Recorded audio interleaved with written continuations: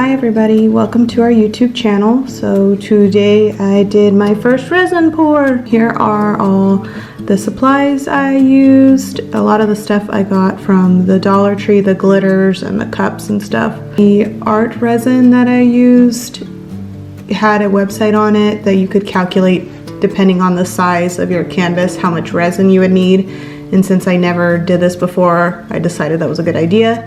So I had an 8x10 canvas, so it said I needed 3 ounces, so 1.5 ounces of the step A, and then 1.5 ounces of step B, and I just mixed that up.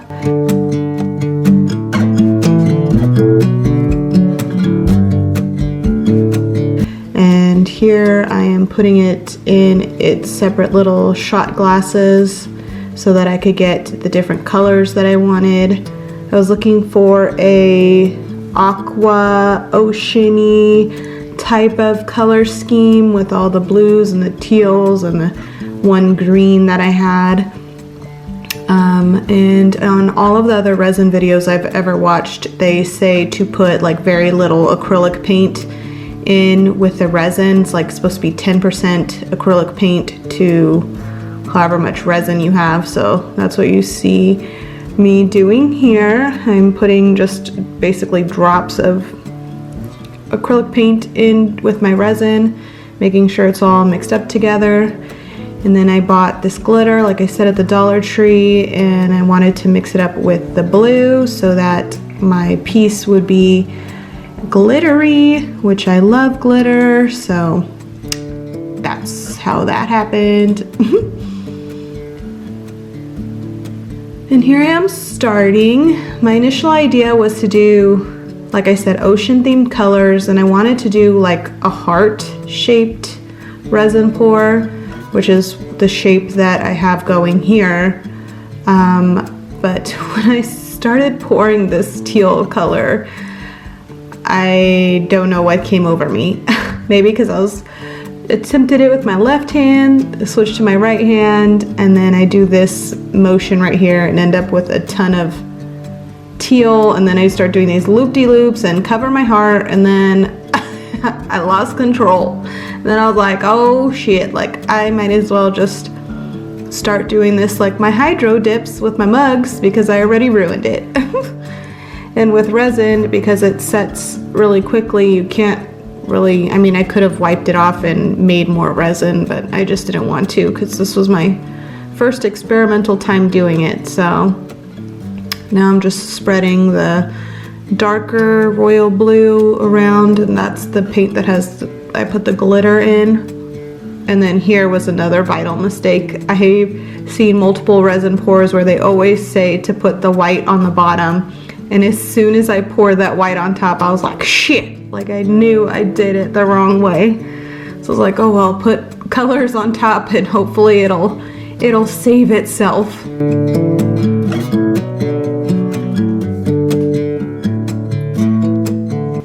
here I am trying to mix the white up to get rid of it so there's not so much white.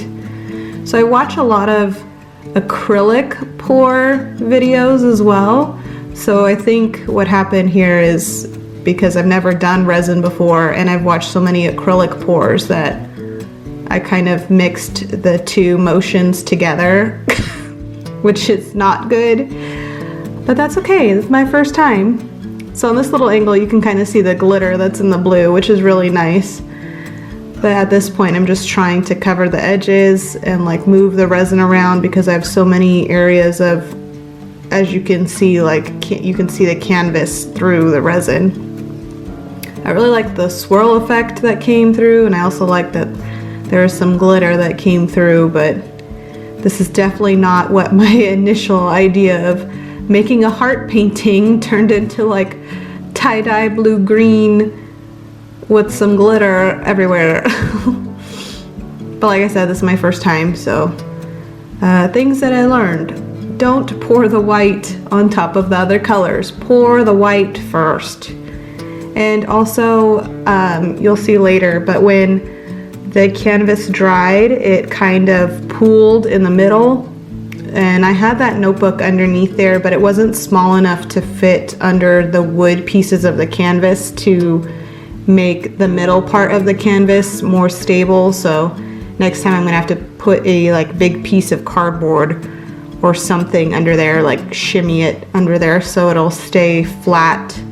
So here on that corner, I didn't like that there was all that green that ended up there, so I was trying to add some teal to dilute the green, but because everything looks almost marbleized and like tie-dye, and then I just poured that teal kind of over there, it looks blotchy, it looks like purposeful, and I didn't like it. So then I tried to go over it with white and I think a different, yeah, there's another like shade of teal.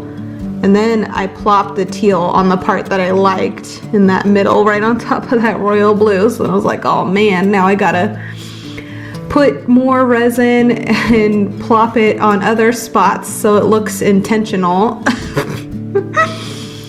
And then you see me here trying to like move it around and manipulate it so it doesn't look like I just plopped it like I did.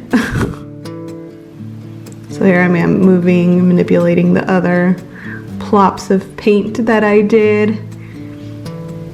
If you're here for expert opinions on how to pour resin, just click off the video and go somewhere else, because I do not know.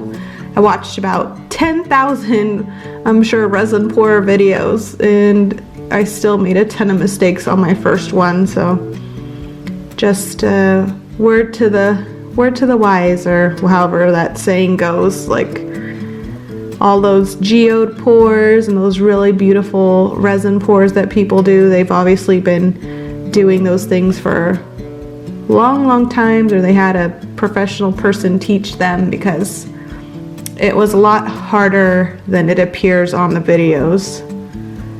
So here I am trying to move my fingerprint out of the painting. And I had watched a resin pour earlier in the morning where the lady used a like white tooth comb on the edges of her painting, and it ended up drying really pretty. So I'm like, oh, maybe I can do that on mine and it'll give it some texture and make it look better. But it didn't do anything. There was so much resin on the canvas that it kind of just like pooled back into how it initially was. Here I am just cleaning underneath the canvas so there's no drips like everybody says to do. This is the close-up of the painting when it's still wet. I really liked certain aspects of it, but overall it's not what I initially had in mind. Here's when it was completely dried. So it created a couple cells in the dark blue areas, and the dark blue glitter kind of went everywhere. But yeah, thank you for watching. To all of our subscribers, thank you for being here, and see you later. Bye.